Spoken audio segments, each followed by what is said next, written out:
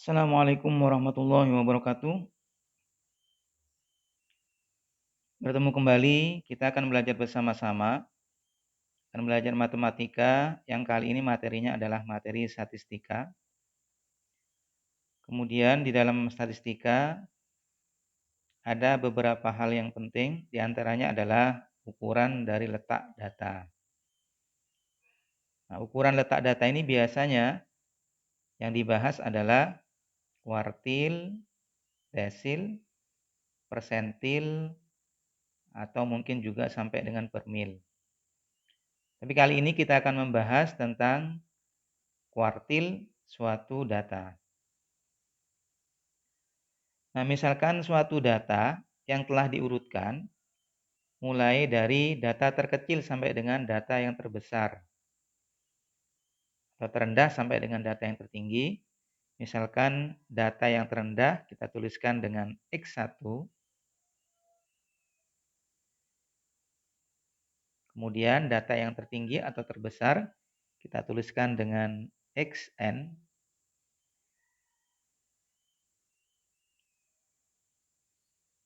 Maka kalau misalkan data dibagi menjadi 4 bagian yang sama, jadi ada 3 nilai. Ini membagi data menjadi 4 bagian yang sama. Jadi kalau dibagi berarti ini nilainya adalah 25%. Kemudian ini juga 25%. Ini juga 25%. Ini juga 25%. Maka nilai yang membagi data setelah diurutkan itu menjadi 4 bagian yang sama, maka nilai tersebut itu disebut dengan kuartil. Jadi ada 3 nilai kuartil. Nah, biasanya disimpulkan dengan Q atau ada yang menggunakan K. Nilai tersebut adalah Q1, kemudian Q2, dan Q3. Jadi ada 3 nilai kuartil yakni Q1, Q2, dan Q3. Q1 itu disebut juga dengan kuartil bawah, Q2 disebut dengan kuartil tengah atau disebut juga dengan median, sama dengan median. Kemudian Q3 disebut dengan kuartil atas.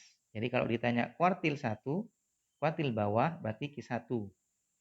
Sedangkan kalau ditanya kuartil atas berarti nilai Q3-nya. Jadi kuartil adalah nilai yang membagi data menjadi 4 bagian yang sama setelah data tersebut diurutkan mulai data yang terkecil sampai dengan data yang terbesar. X1 ini terkecil, bisa juga kita X min, kemudian Xn-nya data terbesar, bisa kita sebutkan dengan X max.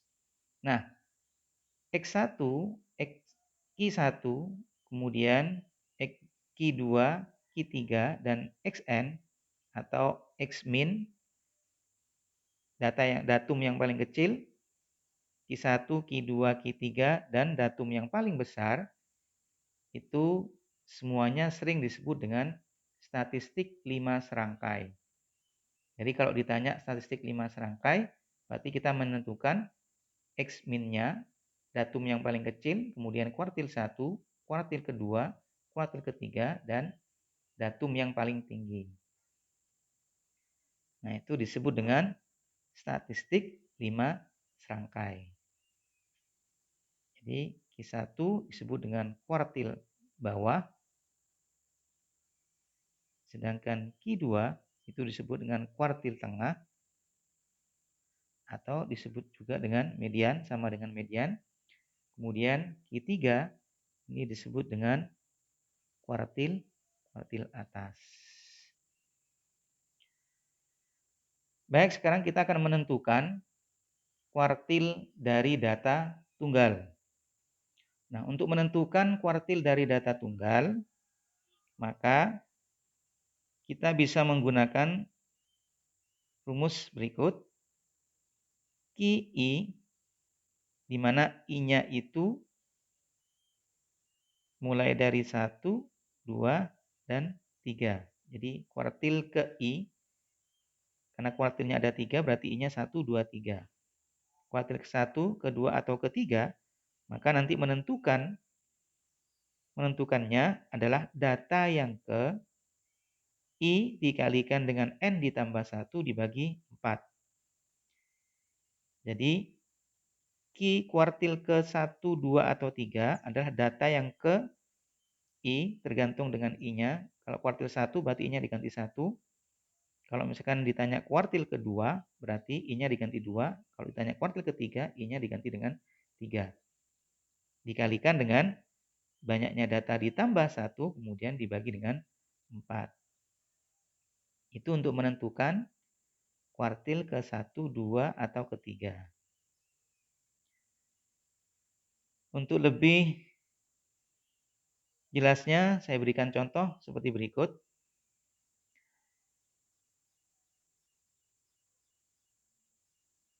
Carilah nilai Q1, Q2, dan Q3 dari data berikut. Yang A, datanya adalah 1, 6, 9, 3, 5, 8, 10, 4, 6, 8, 11. Kemudian yang B, 3, 4, 7, 8, 9, 11, 13, 5, 14, 15, 11, 4, 15. Kemudian yang C, ini berupa data tunggal berbobot. Kita akan menentukan Q1, Q2, dan Q3. Tapi mungkin nanti kita coba Q1-nya atau Q3-nya, sedangkan yang lainnya silakan nanti dicoba sendiri. Baik, untuk yang A, untuk menentukan Q1, Q2, dan Q3-nya, kita menggunakan rumus ini, tetapi langkah yang pertama untuk menentukan kuartil atau median sama, yakni langkah yang pertama adalah mengurutkan data tersebut mulai dari yang terkecil sampai dengan terbesar. Baik, berarti yang A, kalau kita tuliskan, itu data yang kecil, datum yang kecil adalah 1, kemudian 3, 4, 5. 1, 3, 4, 5. Kemudian 6, 6, 6-nya 2 kali. Setelah itu 8, 8, 8, 8. Kemudian 9, 10, 11. 9, 10, dan 11. Kita hitung banyaknya data harus sama 2, 3, 4, 5 setengah. Berarti ada 11. Ini juga 1, 2, 3, 4, 5 setengah. Juga ada 11. Jadi jangan sampai kurang atau lebih. Karena akan mempengaruhi nilai kuartil yang kita cari. Nah, berdasarkan dari rumus di atas tadi, maka kuartil ke-1 kita ganti I-nya dengan 1. Kuartil yang ke-1 itu sama dengan data yang ke, atau saya tuliskan X misalkan, data yang ke, I-nya kita ganti dengan 1. 1, kemudian dikalikan dengan N. N banyaknya data tadi adalah 11. Berarti 11 ditambah 1, kemudian dibagi dengan 4. Ini adalah kuartil yang ke-1. Sehingga sama dengan data yang ke 11 ditambah 1 sama dengan 12. Ini 12, kemudian dibagi 4 adalah 3. Berarti letaknya adalah data yang ketiga. Nah, setelah diurutkan, kita urutkan tadi, data yang ketiga berarti sama dengan 4. Ini 1, 2, 3. Jadi data yang ketiga adalah 4. Sehingga kuartil yang pertama nilainya adalah 4. Kemudian kuartil yang kedua. Nah, kuartil yang kedua itu sama dengan data yang ke Sama, tinggal mengganti 1 ini dengan 2. Jadi kita ganti satunya dengan 2. Berarti 2 dikalikan dengan 12, kemudian dibagi dengan 4. 12 kita bagi 4, hasilnya adalah 3. Kemudian 3 dikalikan 2, itu nilainya adalah 6. Berarti data yang ke-6. Nah, data yang ke-6 kita hitung 1, 2, 3, 4, 5, 6. Ini adalah data yang ke-6. Sehingga nilai kuartil yang kedua itu sama dengan 6. Nah, demikian kuartil yang ketiga juga. Tapi bisa kita tebak, kalau kuartil yang pertama 4, kuartil yang kedua 6, maka pasti kuartil yang ketiga adalah 9. Silakan dicoba menggunakan rumus yang tadi. Baik, sekarang yang B. Yang B, kita urutkan datanya mulai dari yang terkecil sampai dengan terbesar. 3, 4, 4, jadi 4-nya ada 2. 3, 4, 4. Kemudian 7, 8, 9. 7, 8, 9. 7, 8, 9. Kemudian setelah itu 11, 11, 13, 11, 11, 13, kemudian 14, 15, 15. 14, 15, 15. Kita hitung banyaknya 1, 2, 3, 4, 5, 6. Ada 12. 1, 2, 3, 4, 5, 6. Juga ada 12. Baik, sekarang kita tentukan kuartil yang ke-1. Q1 itu sama dengan data yang ke, saya tuliskan dengan X, data yang ke 1 dikalikan dengan banyaknya data. Banyaknya data adalah, ini tadi ada 1, 2, 3, 4, 5, 6, ada 12. Berarti 12 ditambah 1, kemudian dibagi 4. Sehingga sama dengan data yang ke 13. 12 ditambah 1, 13, kalikan 1 tetap 13. 13 dibagi dengan 4. Berarti 13 dibagi dengan 4. Saya tuliskan dulu 13 per 4. Kalau kita hitung 13 dibagi 4 itu sama dengan 12 1 per 4. 12, maaf, bukan 12 1 per 4, tetapi 3 1 per 4. Karena 12 dibagi dengan 4 itu hasilnya 3, kemudian sisanya tinggal 1, berarti 3 1 per 4. Atau sama dengan 3,025. 3,25. Karena seperempat sama dengan 0,25 ditambah 3 berarti 3,25. Ini adalah 3,25. Data yang ke 3,25. Nah, berarti data yang ke 3,25 ini bisa kita cari adalah data yang ketiga. Data yang ketiga, maka ditambah dengan sisanya karena ada 0,25, maka kita gunakan interpolasi 0,25 kemudian dikalikan dengan selisih dari data sesudah data yang ketiga. Data sesudah data yang ketiga, yakni data yang keempat, kemudian dikurangi dengan data yang ketiga.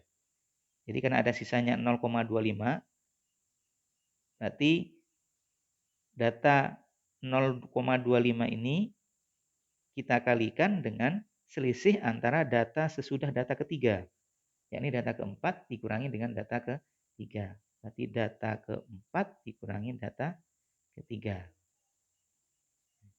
Jadi kita gunakan interpolasi. Nah, data yang ketiga itu di sini tadi 1, 2, 3. Nilainya adalah 4. Ini data yang ketiga adalah 4. 1, 2, 3.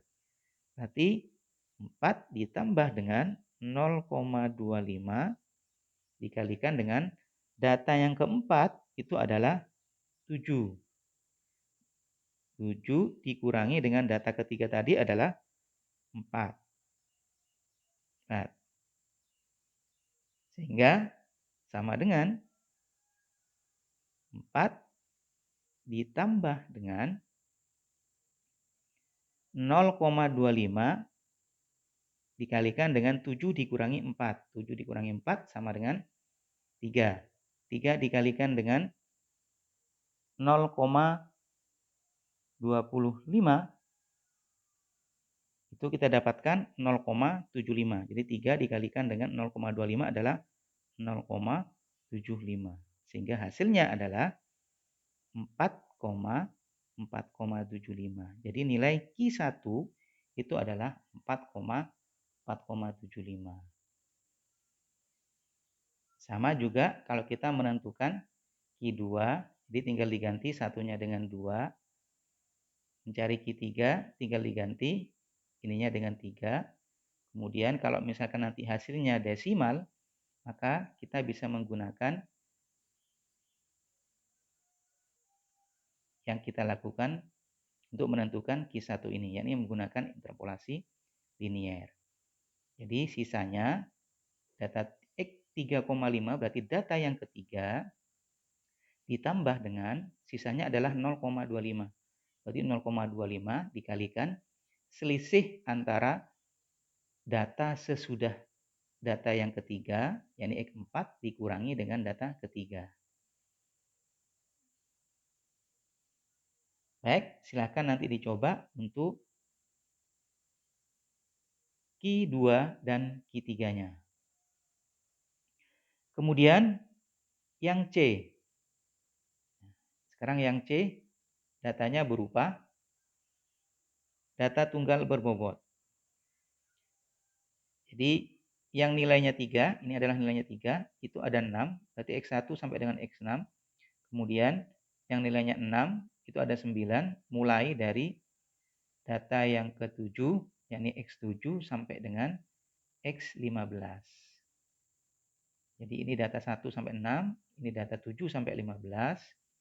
Kemudian yang nilainya 9 adalah 7, data yang ke-16 sampai dengan data yang ke-18. Baik, sekarang untuk menentukan Q1, maka berdasarkan dari rumus yang di atas tadi, berdasarkan dari rumus ini, Q1 letaknya, Q1 itu sama dengan data yang ke I dikalikan dengan N plus 1. I-nya adalah 1 karena yang ditanya adalah kuartil ke-1. Berarti 1 kemudian dikalikan dengan N, banyaknya data. Nah ini harus kita hitung. Banyaknya data ada berapa. Nah kalau kita hitung, banyaknya data ini 15, kemudian ditambah dengan 6 sama dengan 21, kemudian 30, kemudian ditambah 7, itu berarti jumlah dari data ini itu sama dengan 37. Berarti N-nya kita tulis dengan 37 ditambah 1, kemudian dibagi dengan 4. Sehingga Q1-nya itu merupakan data yang ke 37 ditambah dengan 1. Sama dengan 38 kalikan dengan 1 tetap 38. Kemudian 38 dibagi dengan 4. 38 dibagi 4 berarti sama dengan 9,5. Karena 4 kalikan 9, 36, sisanya 2. Berarti data yang ke 9,5. 9,5. Nah, berarti kita mencarinya dengan cara yang tadi, dengan menggunakan interpolasi linier. Nah, sekarang data yang ke 9,5 itu berarti data yang ke 9 ditambah dengan, karena sisanya 0,5, maka 0,5 dikalikan selisih data sesudah 9. Berarti data yang ke 10 dikurangi data yang ke 9. Sehingga sama dengan data yang ke 9. Data yang ke 9, kalau kita lihat di sini, ini data yang ke 1 sampai dengan 6. Di sini adalah data yang ke 7 sampai 15. Berarti data yang ke 9 terletak di 7 sampai ke 15. Jadi nilainya adalah 6. Berarti 6 ditambah dengan 0,5 dikalikan data yang ke 10 masih tetap 6. Karena di sini adalah data yang ke 7 sampai 15. Berarti data yang ke 10-nya 6, data yang ke 9 tetap 6. Berarti 6 dikurangi 6. Sehingga 6 dikurangi 6 hasilnya adalah 0, dikalikan dengan 0,5 tetap 0. Sehingga nilai kuartil yang ke 1 itu sama dengan 6. Karena 6 ditambah 0 hasilnya adalah 6. Jadi kuartilnya ke satunya adalah 6. Sama juga kalau misalkan nanti mau mencari kuartil kedua dan kuartil ketiganya. Tinggal mengganti ini dengan 2. Kemudian kalau misalkan desimal nanti, maka kita gunakan cara yang seperti yang tadi.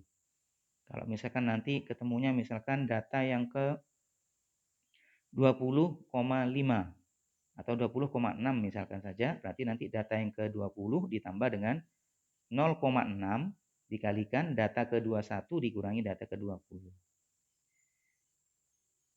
Demikian untuk menentukan kuartil 1, 2, 3 untuk data tunggal. Nah, sekarang kalau misalkan datanya berupa data kelompok, maka kita harus menggunakan rumus yang berbeda dengan yang tadi. Karena datanya adalah data kelompok. Kalau datanya adalah data kelompok, maka menentukan kuartil 1, 2, dan 3, kita harus menggunakan rumus berikut. QI itu sama dengan kuartil yang ke I, di mana I-nya adalah 1 sampai dengan 3.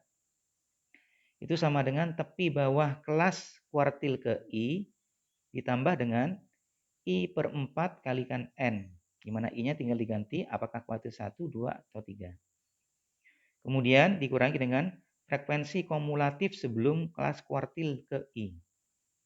Kemudian dibagi frekuensi kelas kuartil ke I, kemudian dikalikan dengan panjang kelas interval. Dan rumus ini sebenarnya hampir sama dengan rumus median. Hanya bedanya kalau median itu langsung, karena kuartil kedua, I-nya langsung diganti 2, sehingga 2 per 4 hasilnya adalah setengah.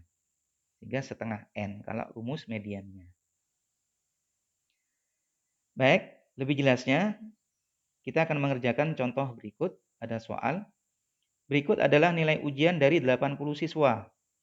Nah, nilai ujiannya dari 31 sampai 40 ada 1 siswa, 41 sampai 50 ada 2 siswa, dan seterusnya. Sampai dengan yang terakhir, yang nilainya dari 91 sampai 100 ada 12 siswa.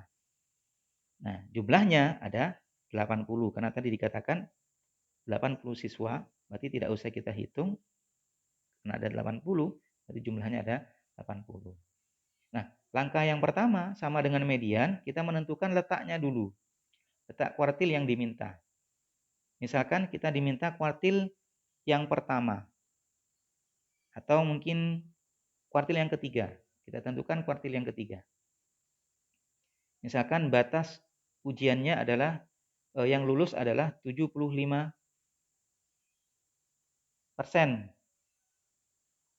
Yang lulus 75% misalkan. Berarti 75% itu nilai mulai yang lebih dari kuartil yang pertama. Yang lebih dari kuartil yang pertama. Yang tidak lulus berarti 25%-nya. Jadi misalkan kita akan menentukan kuartil yang ketiga. Kan kuartil yang ketiga.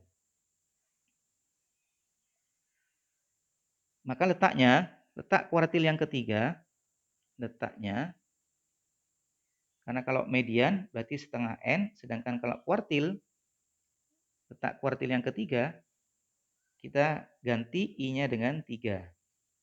Jadi 3/4 dikalikan dengan N. Itu letak dari kuartil ketiga.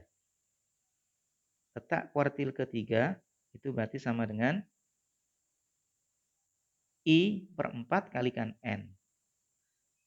Nah, karena kuartil ketiga berarti 3/4 dikalikan dengan N. N-nya sama dengan 80. Jadi ada 80. Sehingga 3/4 dikalikan 80. Ini kita sederhanakan. Sehingga di sini dapat 20. 20 dikalikan dengan 3, maka sama dengan 60. Jadi letaknya adalah data yang ke-60. Itu kuartil ketiga. Data yang ke-60 kita hitung dari atas. Ini data ke-1, data ke-2 sampai ke-3. Ini 3. Kemudian ini ada 8 ditambahkan 5, 8 ditambahkan 15. Maka kita dapatkan 23. Kemudian 23 ditambah dengan 25. 23 ditambah 25 sama dengan 48. Kemudian 48 ditambah dengan 20 sama dengan 68. Berarti data yang ke-80 itu terletak di kelas interval 81 sampai dengan 90. Jadi ini adalah kelas intervalnya. Yakni mulai dari 81 sampai dengan 90. Sehingga nanti pasti nilai kuartil ketiga itu terletak pada interval 81 sampai 90. Baik, sekarang kita tentukan untuk memastikannya. Berarti kuartil yang ke I-nya adalah 3, itu sama dengan tepi bawah kelas kuartil ketiga. Nah, tepi bawahnya adalah batas bawah, atau kita tentukan, kita cari dulu. Tepi bawah kelas kuartil ketiga itu sama dengan batas bawah dikurangi dengan setengah satuannya. Nah, batas bawahnya adalah 81 dikurangi setengah satuannya adalah 1. Karena bergeraknya 31, 32, 33 dan seterusnya itu 1. Berarti setengah kalikan 1 0,5. Sehingga nilainya adalah 80,5. Ini tepi bawah kelas kuartil ketiga. Kemudian 3/4 N sudah kita cari, 60. Tinggal frekuensi kumulatif sebelum kelas kuartil. Nah, sebelum kelas kuartil tadi, itu kita dapatkan 48. Kita dapatkan 48. Berarti frekuensi sebelum kelas kuartil, itu frekuensi kumulatif sebelum kelas kuartil adalah 48.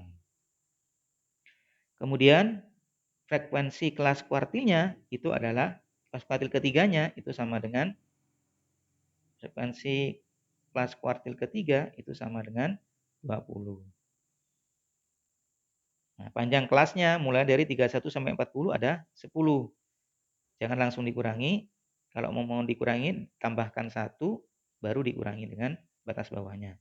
Berarti 41 dikurangi 31 sama dengan 10. Sehingga panjang kelasnya itu sama dengan 10. Baik, kita masukkan nilai-nilai ini yang kita dapatkan ke dalam rumus yang tadi. Atau saya tuliskan lagi di sini saja. Kuartil yang ketiga berarti sama dengan tepi bawah kelas kuartil yang ketiga kita dapatkan 80,5 ditambah dengan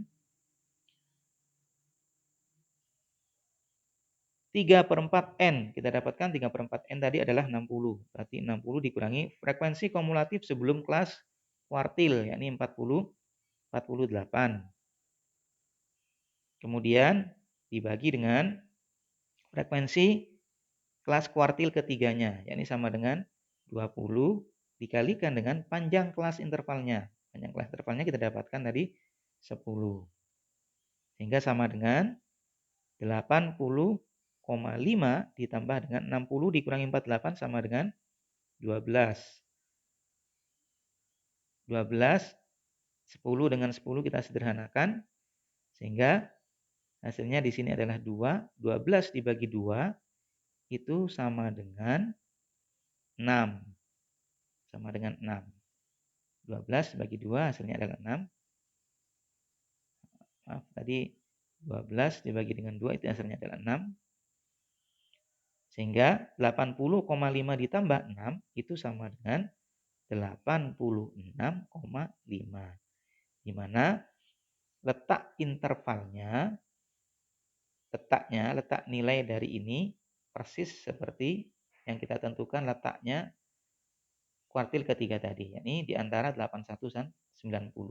Di mana hasilnya adalah 86,5. Di 86,5 ini merupakan batas dari 25% nilai yang tertinggi. Jadi 25% itu nilainya di atas 86,5, sedangkan yang di bawahnya 86,5 ini ada 75%. Baik, saya kira demikian pembahasan kita tentang menentukan letak data yakni kuartil 1, 2, 3 untuk data tunggal dan juga untuk data kelompok. Mudah-mudahan bisa bermanfaat. Kurang lebihnya mohon maaf. Assalamualaikum warahmatullahi wabarakatuh.